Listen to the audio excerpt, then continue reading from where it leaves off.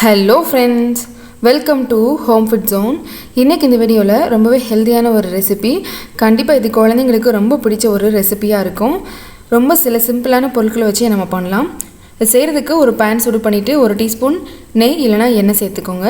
நெய் சுடானதும் ஒரு கப் அளவுக்கு சிகப்பு அவல் சேர்த்துக்கோங்க. லோ ஃப்ளேமில் வச்சு அவல் நல்லா வறுத்து எடுத்துக்கோங்க. ஒரு 2லேருந்து 3 நிமிஷம் வரைக்கும் வறுத்துட்டிங்கன்னா இன்னும் நல்லா கிறிஸ்பியாக இருக்கும். இந்த அளவுக்கு நல்லா வறுத்துட்டு ஸ்டவ் ஆஃப் பண்ணிவிட்டு இது தனியாக எடுத்து ஒரு பவுலில் மாற்றி வச்சிடலாம். இப்போது செய்கிறதுக்கு ஒரு மிக்ஸி ஜாரில் ஒரு 7லேருந்து 8 வரைக்கும் இந்த மாதிரி திராட்சை சேர்த்துக்கோங்க. இது கூட சேர்க்குறதுக்கு 2 மீடியம் சைஸ் வாழைப்பழம் இந்த மாதிரி கட் பண்ணி சேர்த்துக்கோங்க.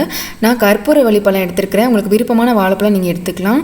இது கூட 1.5 கப் அளவுக்கு நல்லா காய்ச்சி ஆற வச்ச பால் சேர்த்துக்கலாம். 2 டேபிள் ஸ்பூன் அளவுக்கு சுத்தமான தேன் சேர்த்துக்கோங்க. இது எல்லாத்தையுமே சேர்த்து நல்லா அரைச்சி எடுத்துகிட்டு வந்துடுங்க. இது இப்போ நம்ம ஒரு வடிகட்டியில் நல்லா வடிகட்டி எடுத்துக்கலாம். நீங்கள் விருப்பப்பட்டீங்கன்னா பால் சேர்க்கும்போது நல்லா சில்லுன்னு இருக்கிற பால் கூட சேர்க்கலாம். அப்படி இல்லைனா 2 ஐஸ் க்யூப்ஸ் கூட சேர்த்து நீங்கள் அரைக்கலாம். இந்த மாதிரி நல்லா வடிகட்டி எடுத்துகிட்டு இதில் இன்னும் ஒரு 1/2 கப் அளவுக்கு பால் சேர்த்து இதையும் சேர்த்து நல்லா கலந்து எடுத்துக்கலாம். நீங்கள் இதில் தேன் தான் சேர்க்கணும்னு தேவையில்லை, நாட்டு சக்கரை கூட சேர்த்து நீங்கள் அரைக்கலாம். நல்லா கலந்து விட்டுக்கோங்க. இது கூட ஒரு 4-5 ஐஸ் க்யூப்ஸ் கூட சேர்த்துக்கலாம்.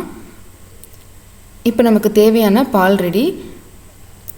இதை சர்வ் பண்ணுறதுக்காக இந்த மாதிரி கிளாஸ் எடுத்துக்கோங்க, இல்லைனா பவுல் எடுத்துகிட்டு அடியில் ஒரு 1/4 கப் அளவுக்கு இந்த மாதிரி நம்ம வறுத்து எடுத்துகிட்டு வந்து அவல் சேர்த்துக்கலாம். இதுக்கு மேலே நம்ம ரெடி பண்ணியிருக்கிற பாலை சேர்த்துக்கலாம்.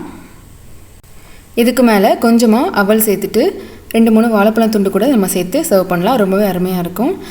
சட்டுன்னு ஒரு 5 நிமிஷத்தில் நம்ம செஞ்சு எடுக்கக்கூடிய ஒரு ஈஸியான பிரேக்ஃபாஸ்ட் ரெசிபி, நல்ல ஹெல்த்தியானதும் கூட.